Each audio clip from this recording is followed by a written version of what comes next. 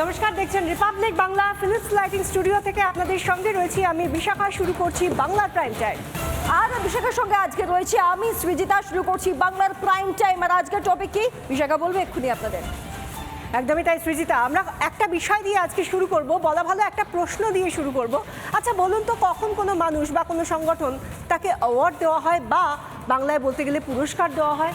পুরস্কার কখন তাকে দেওয়া হয়? যখন তিনি বা সেই সংগঠন একেবারে 100% নিজের দক্ষতার সঙ্গে সমস্তটা উজাড় করে দিয়ে কাজটা শেষ করেন বা সম্পন্ন করেন, সেরকম সময় তো তাকে পুরস্কার দেওয়া হয়। এমনটাই তো আমরা জানি যে এমন একটা সময় বা এমন একটা পুরস্কার তাকে দেওয়া হচ্ছে, সেরা শিরোপা তাকে যদি দেওয়া হয়, তাহলে তার কাজের অর্থাৎ তার দক্ষতার মধ্যে দিয়ে সেই দক্ষতাই যেন তার পরিচায়ক হয়ে ওঠে। সেই জায়গা থেকে আজকে হঠাৎ কেন এই প্রশ্নটা করছি, তার কারণ আছে।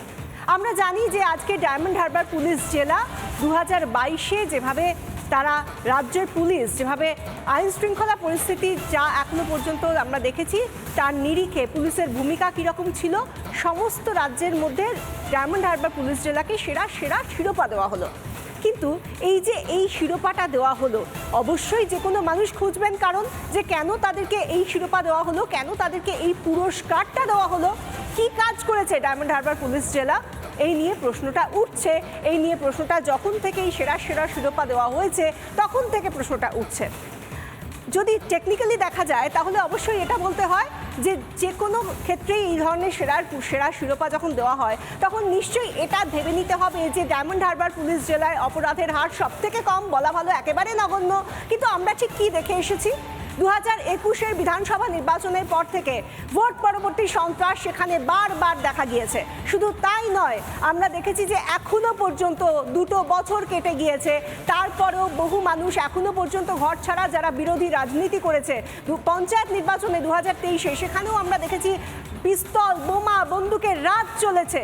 আর এর মধ্যেই ডায়মন্ড হারবারের সাংসদ আজকে যে সেরা শিরোপা দিয়েছে ডায়মন্ড হারবার পুলিশ জেলাকে, তারপরে কিন্তু বাহবা দিয়েছেন পুলিশকে। ব্যাপারটা অনেকটা এরকম যে নিজেই পুরস্কার দিলাম আবার নিজেই পিঠ চাপড়ে দিলাম। এর পেছনে কারণটা কি? পুলিশকে শিরোপা দেওয়া হচ্ছে, পুরস্কার দেওয়া হচ্ছে, তার কারণ কি এটা যে পুলিশ দলদাস হয়ে কাজ করতে পারছে? তার কারণ কি এটা যে পুলিশকে নিয়ন্ত্রণ করা যাচ্ছে? সেই কারণেই কি এই শিরোপা, সেই কারণেই কি এই পুরস্কার? এই প্রশ্নই তো এখন উঠছে সৃজিতা। বিশাখা, একটা জিনিস মাথায় রাখতে হবে, এটা লোকসভা কেন্দ্রটা কোন লোকসভা কেন্দ্র? ডায়মন্ড হারবার লোকসভা কেন্দ্র।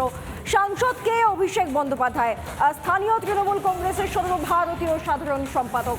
এবার সেখানে সবকিছুই যখন মডেল করা হচ্ছে, তখন পুলিশকে পুরস্কার দেওয়াটাও একটা কি মডেলের নমুনার? কেন বারবার বলা হচ্ছে যে দলদাস হওয়ার জন্যই এই পুরস্কার, নাকি সত্যিই ভালো কাজ করার